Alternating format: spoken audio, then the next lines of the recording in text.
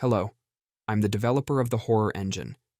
In this video, I'll guide you through the enhanced input actions that comes with the Horror Engine version 3.1.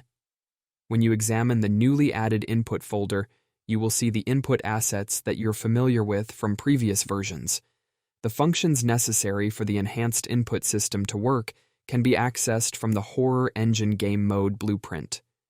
Now, let's see how we can create a new input action in this new version and integrate it into Horror Engine. Let's create a new input action in the input folder and name it Horror Engine New Input. In the input mapping context, you'll see that all mappings are added here. Let's add our new input action here as well and bind the X and N keys to it.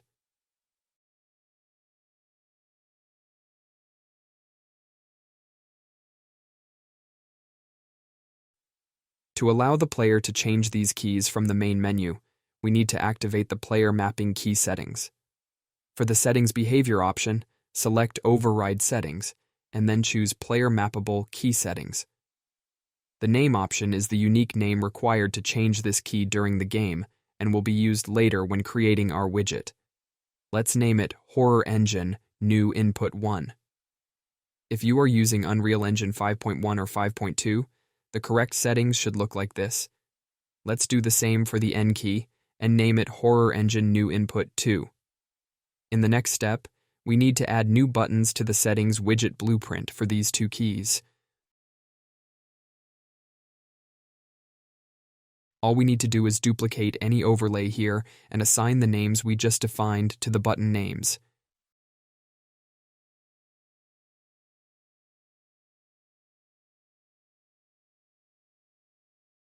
That's it. Now we can use our new enhanced action event.